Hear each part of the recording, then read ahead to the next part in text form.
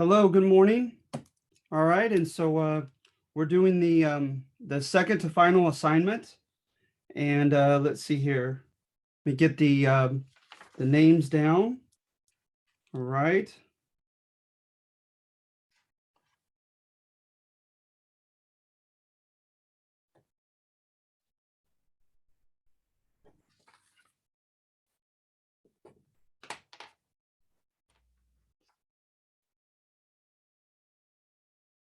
So this assignment is a little bit different in that we are I'm asking you to do a write-up rather than discern something that's been argumentatively put together. All right. So let's take a look. Let's see here. All right. So let's see here. Should you choose one of them, okay? Number one, what I'm asking you to do is to convey an argumentative point on one of any of the given options, okay, or topics, at least a page. I like you to cite at least one source, and of course, online sources are fine, especially in the midst of these continuing COVID days. I don't expect you to be able to go to a library and research. But let's see what we have here. Defend or refute historian James McPherson's claim that the Union's loss at the First Battle of Bull Run was a blessing in disguise, and that it convinced the leadership of the U.S. government and the Northern Armed Forces to make greater effort in galvanizing all available resources in fighting a long and bloody war. Because we know from hindsight, right, that the North wins a war of attrition. They had 2.5 men advantage over every Confederate, 2.5 to 1 advantage in men. The industrial capacity is much more lopsided than that. It's in McPherson's book called The Battle Cry for Freedom. And but they didn't think they were going to have to fight a very long, drawn out war at the beginning. You have a lot of kind of arrogant claims on both sides that this was going to be a brief war. And of course, it did not happen that way. Remember, the final catalyst in the Civil War was the election of Abraham Lincoln, because he had stated in his Lincoln-Douglas debates that he was not going to allow slavery, that if it were within his power, he would not allow slavery to extend anywhere further to the west and these new territories that were applying for statehood. That the idea was is he, as well as the oppositional fire eaters in the South, believed that slavery would die a slow, gangrenous death by not being permitted to disseminate throughout the West. So yeah, and so then of course you have Fort Sumter, where the Southern states began, following Virginia, and their state legislators issuing edicts of secession, leaving the country, right? And in their libertarian interpretations, that the states decided to enter this union rather than the conservative argument that the people themselves, by way of state ratification, had conceded to the union. So of course, many in the North didn't believe they had the legal right to secede, but they did anyway, under a libertarian interpretation to the Constitution and the Convention, etc. So at any rate, they began taking over federal forts, post offices, etc., within their respective state sovereignty and boundaries. And at Fort Sumter, a gentleman refused to hand the keys over and bring down the flag on this small South Carolinian island. And the Confederates fired the first shots at Fort Sumter, and thus began the war. So at the Battle of Bull Run, the North initially had the upper hand and took the initiative, and then all hell broke loose, and they were chased off the field, some of them literally running all the way back to the Capitol. They wanted to hit Manassas, that creek, and the place of Bull Run, because of the railroads and the railroad dissemination throughout the South. so they could gain an infrastructural advantage right off the bat going into the South.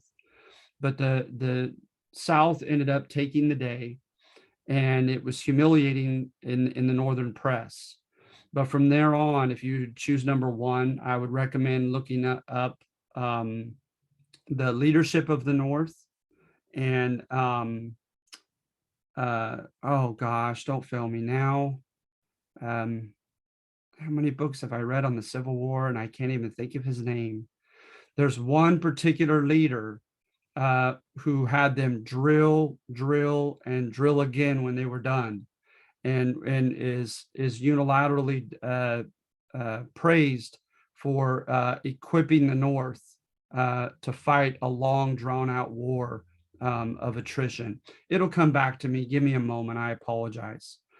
But so you're looking for evidence of the North out training the South, logistically making some wise decisions in the War Department, etc., for getting proper clothing, weaponry, etc., established. Their desire to take over infrastructure, and their Navy to take over key sources of navigation to cut off supplies. They tended to take a long-term view of the war after Bull Run. So to what extent is that a blessing in disguise? Okay. And so let's see here. So you could choose that one. The second one, contingency, the what ifs, the butterfly effect, right? If had one thing gone differently, could things have turned out in a different direction? So for instance, well, we'll get into that. Contingency in history deals with the possibility of events turning in an entirely different direction had a certain variable been different. Demonstrate how the South Confederacy may have won the Civil War had a variable of your choosing been different. For example, a foreign alliance with Great Britain, a larger Southern population, or more participation in the Confederacy by the border states. Look up the border states of Tennessee, Missouri, Kentucky, and how they couldn't make up their minds as to who to fight for, literally, geographically, and metaphorically caught in the middle of the Civil War. That would have been of great help, according to McPherson, James McPherson's book, had all the border states sided with the South, because demographically, culturally, they were pretty much Southern in those states that I mentioned, but it was more complicated than that. And some of them did not fight for the South. So what if they had a more powerful Confederate? I can't read that. Let's see here. Navy, probably, because the naval battles were lopsided, and the North is going to be able to strangle the South by way of the Mississippi River and the Gulf of Mexico. Or a victory via some change in a key battle like Antietam, Gettysburg, or Jubal Early's Confederate march on Washington, D.C. To this day, it's a mystery why he didn't continue to go forward and take the Capitol, literally the Capitol building. Had particular generals fought on the other side, etc. So feel free to use your imagination if you choose number two, and go in a myriad of directions. And so, the unexpected death of certain key leaders in the South really dealt a big blow. The Emancipation Proclamation, which got the Great Britain it dissuaded Great Britain from siding with the South, the Confederacy, because it made the war look more like it was being fought against slavery or for slavery, and Great Britain was ahead of us. They were more progressive in their crusade against slavery. And so, yeah, absolutely. You have a myriad of directions in which you can go on this one. And so feel free to look into any of that. All right. If you have any questions on that, we can come back to that one. Number three, how successfully did the, quote, Negro soldiers at the 54th Regiment win respect for and trust in African-American soldiers in the future? So the 54th Regiment of Massachusetts, an all-Black regiment, They weren't even necessarily chronologically the first, but they received a lot of publicity for their heroism. Look at the Battle of Fort Wagner in South Carolina, and you see a depiction of martyrdom, basically, of them bravely running to their deaths on this frontal attack at Fort Wagner. Look at the abolitionists and their pool: Frederick Douglass, Governor John Andrew of Massachusetts, Benjamin Wade, Wendell Phillips, and Salmon Chase, George Julian, these other abolitionists, and they're pushing in Congress for African-American emancipation and also participation in fighting in the war.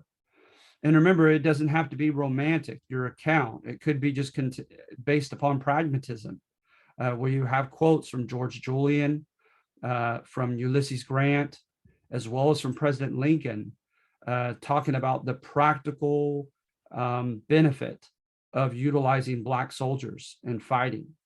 And they gave Black soldiers a good name, this 54th Regiment. So feel free to look into that story and to look into evidence in the political circles, in the Senate, etc., within the presidential cabinet, and key individuals who became convinced that Black men ought to be freed and then drafted into fighting, or at least allowed to volunteer into the Northern Army. So remember, you didn't have to be an abolitionist. You didn't have to be a progressive egalitarian to change your mind on this, that the African men could be trusted with guns and could help win the war, right? You could have remained as racist as ever and still come around on this issue of utilizing Black soldiers. So feel free to look at that, look into that. Number 4, in light of the carnage of the battles of Shiloh and the Wilderness Campaign, and/or Grant's directives to Philip Sheridan in the Shenandoah Valley and to William Tecumseh Sherman in the Deep South, should present historians revoke the mantle of war hero from Ulysses Grant? His opponents called him the Butcher. And at one point, he told William Tecumseh Sherman not to worry about following the Articles of War and obtaining resources, especially, so that they began to rape and pillage in the South and confiscate what they needed and what they wanted and coveted, rather than following the protocols of as stated in the Articles of War. You look at Shiloh. He did not have permission from his superiors, and he got himself surrounded and perhaps unnecessarily got the United States in up to that time its bloodiest battle at Shiloh. At the Fort Wilderness Campaign, he was warned by his subordinates, "Sir, I think they're luring us, Lee is luring us into another trap." And he very callously stated, "Very well, we have more men to lose, so let's just walk right into the trap, basically, because we need to dwindle Lee's army." So yeah, there's criticism of Grant in being a bit callous, a bit bloodthirsty, even being a bit Machiavellian in his orders to his subordinates, in winning at all costs. All right, so feel free to look into that with Ulysses Grant. And then somewhat tied to Ulysses Grant, you have number 5, consider the context of Civil War realities and of what William Tecumseh Sherman experienced. Could and should one defend to any degree the actions of William Tecumseh Sherman and his Union soldiers in the Deep South? One particular dilemma that he ran into, right, was sniping by people that were not in uniform when he went into one big Deep South city after another through Georgia and the Carolinas.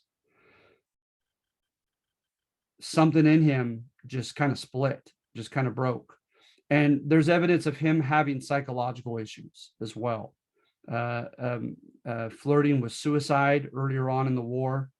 He was at Bull Run and he hesitated because he recognized some West Point students that he had taught, and his hesitation cost the lives of some of his soldiers.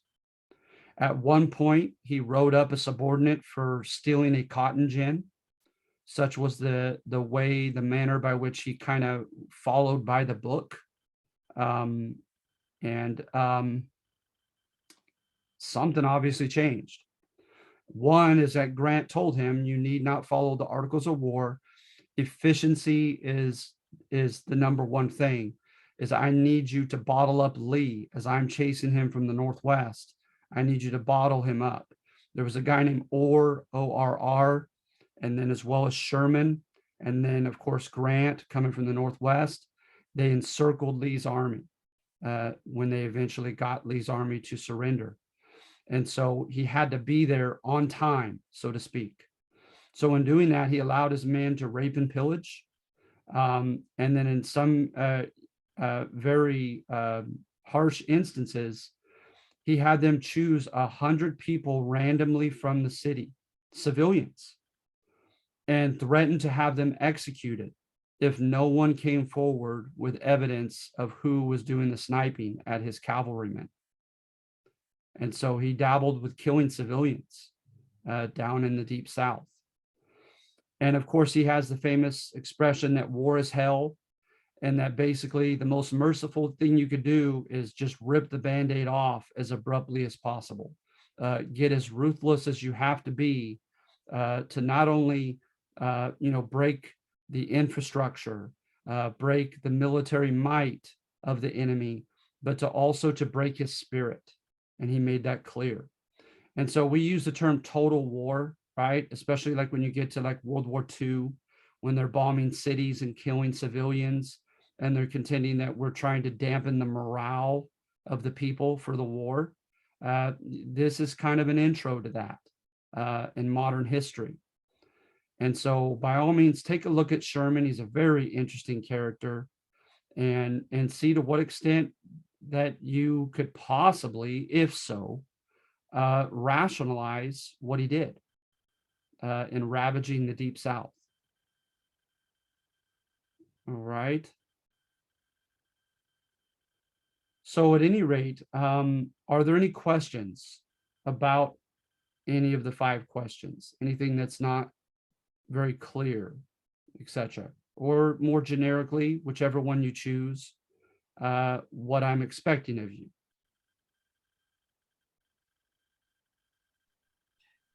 I just want to ask one quick question. At the very beginning, you said 1 page, but then on this slide, it says 2. So do you want us to do 2 pages or 1 page? I'm sorry about that. That Okay, wasn't I just wanted to clarify. No, you're absolutely right. Thank you for bringing that to my attention, Alonda. 1 page is fine. Okay. Yeah, I had asked obviously on this document in a previous semester for 2, but not with a late start class. You guys are doing 2 assignments per week. I don't want to do that to you. So yeah, thank you for bringing that to my attention. At least 1 page, not 2. When is this one due? This one is due a week from today. It's due December 7th. Is it posted yet? Because I looked for another one. I didn't see one. Oh, you know what? I better check. I It is thought not. that I had, but it may not be. Okay, I didn't think it was. Okay, yeah, sorry about that. It's okay. Yeah, I'll post that today. No, because I was trying to figure out what we were going to talk about today. I'm like, there's no more assignments. Sorry about that. It's all right. Yeah. Are we having a class on Thursday? On Thursday, it's up to you. The next assignment is the final assignment. We have 1 left. It's reconstruction, and it's not due until the 11th, a week from this Saturday. It's not due until the 11th of December. So obviously I'm going to have to cancel 1 or 2 classes. Does anyone have any preference for as far as, finishing out on Thursday and then nothing next week. Or if you want me to give you guys some time and meet again next Tuesday and do the final assignment on reconstruction, it's just the same with me. I could work anything around my schedule. I personally don't have a preference, so whatever you guys decide. Fine. I don't either. Okay. Anybody else? Osvaldo, Kaleo?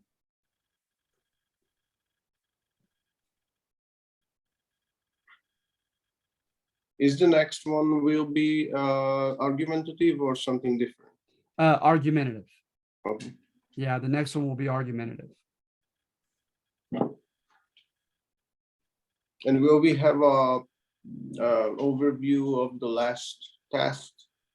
We will. Yes, we will. Yes, sir. So, yeah, goodness. Like I said, it really doesn't matter to me either.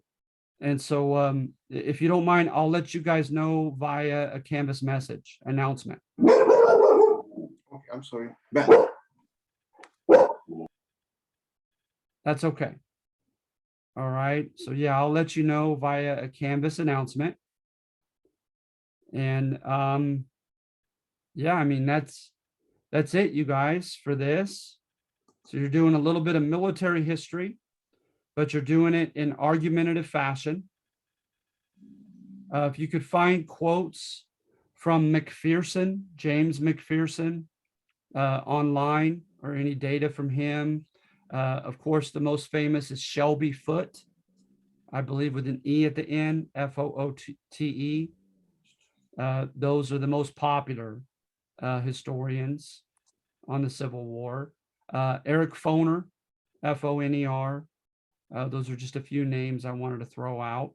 You do not have to use whatever source you find most helpful.